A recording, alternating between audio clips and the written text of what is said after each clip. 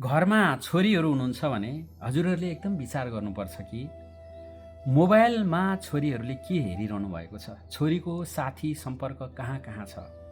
किनभने त्यो कम उमेरका छोरीहरूको बुद्धि परिपक्व नभइरहेको हुन्छ। तसर्थ तपाईँले अहिले त सजिलो छ, प्यारेन्टिङ अथवा तपाईँको मोनिटर गर्ने एप्सहरू छन्। तपाईँको र छोरीहरूको मोबाइलमा एउटै एप्स होस् र ताकि छोरी कुन लोकेसनमा छिन्, कहिले छिन् भनेर तपाईँले थाहा पाउन सक्नुहुन्छ। छोरी घरबाट बाहिरिन साथ तपाईँले त्यो एप्सलाई मोनिटर गर्न थाल्नुहुन्छ। अझ आमा बुवा दुवैजना हुनुहुन्छ भने दुवैजनाको मोबाइलमा त्यो प्यारेन्ट्स कन्ट्रोल गर्ने एप्सहरू राख्नुहोस्। छोरी ठुली भई अब त पर्दैन भनेर होइन, ठुलै भए पनि हेर्नुहोस् त, शरीर पो ठुलो भयो त, बुद्धि विवेक त ठुलो भएको हुँदैन। समाजमा पापी निर्दयी अत्याचारीहरू अनेक छन्। त्यही भएर नै कति चेलीहरूले निर्दोषमा आफ्नो अस्तित्व मात्र होइन ज्यानै गुमाइरहेका छन्। कम्तीमा त्यो यस्तो एप्सहरूले कहिलेकाहीँ बचाउने पनि काम गर्छ, त्यसलाई राख्न सक्नुहुन्छ पहिलो कुरा। दोस्रो कुरा, तपाईँले उसले हेर्ने मोबाइलमा गएर छोरीको मोबाइललाई तपाईँको हातमा एक्सेस हुनुपर्छ।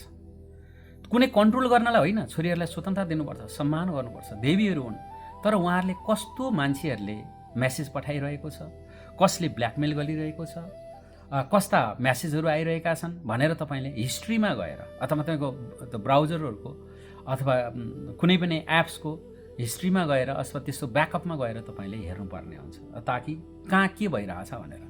किनभने अहिलेको समय छोरीहरू बिचरा घरमा भन्दा एप्समा अरू कुरामा बढी उनीहरू झुम्मिन्छन्। साथीहरू त्यस्तै हुन्छन्, अनि त्यस्तै हुँदा हुँदा उनीहरूलाई प्रोभोक हुन्छ मायामा पर्ने, अथवा मेरो पनि कोही जीवन साथी होस् अथवा बोयफ्रेन्ड गर्लफ्रेन्ड होस् भन्ने हुन्छ।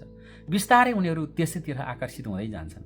अनि हुँदै हुँदै गएपछि आमा बुवा भन्दा त यो पो ठुलो कुरो त भनेर त्यतिखेर यो हामीलाई काम ऊर्जाले अन्धो बनाइदिन्छ विवेकलाई, र बिस्तारै उनीहरू दुईजना नजिक हुन्छन्। आज त हो नि, म त हो नि, तिम्रो त हो नि, मै त हो नि भन्दा भन्दै, एकान्तमा त हो नि, कसले देख्छ र आऊ न आऊ भन्दा भन्दै उनीहरू बिच जुन अपरिपक्व सम्बन्धहरू स्थापित हुन थाल्छ।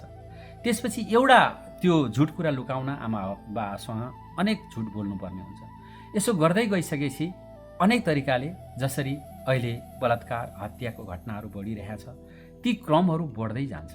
र यसको लागि छोराहरूको लागि पनि अत्यन्त आमा बुवाले ऊ सुत्ने बेलामा के हेर्छ, कसलाई मेसेज गर्छ, त्यो कुरा हामीले याद गर्नुपर्छ। र छोरीहरूलाई पनि अझ अपरिचित मानिसहरूलाई कुनै सहयोग दिन खोज्यो भने नलिने, र कुनै सम्बन्धको कुरा भयो भनेदेखि पनि कम्तीमा परिचय ठिक छ, तर त्योभन्दा बढी काम चाहिँ प्यारेन्ट्सहरूद्वारा गर्ने, प्यारेन्ट्सहरूको सहमतिमा गर्ने अथवा सल्लाह गर्ने, आमालाई एउटा साथी बनाउने छोरीहरूले पनि, अथवा कुरा बुझ्ने बुवा हुनुहुन्छ भने आफ्नो भएको कुरा सबै भन्ने, ताकि उनीहरूसँग दुईटा बुद्धि हुन्छ। छोरीको एउटा निर्णय थियो भने कम्तीमा आमालाई सबै कुरा सेयर गर्ने छोरी छ भने उसले छोरीको मात्र होइन, त्यो आमाको पनि बुद्धि भयो नि, एउटा परिपक्व उमेर भएको मान्छेको पनि बुद्धि जोडियो थियो भनेपछि के गलत के सही भनेर उहाँले सल्लाह दिनुहुन्छ।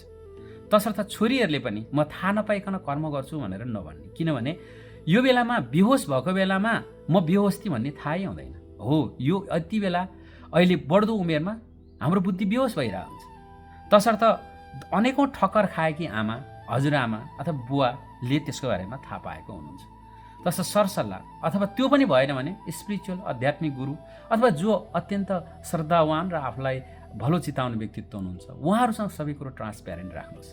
र छोरीहरूलाई कहिल्यै पनि एक्लै जाँदा, एक्लै गए पनि उहाँको सम्मान स्वरूप, फेरि एक्लै स्वतन्त्रता भन्ने कुरा होला, त्यो होइन, छोरा एक्लै हिँड्न पाउने हामी होइन भन्ने होइन, र अत्यन्त मोनिटर चाहिँ गरिरहनुपर्छ।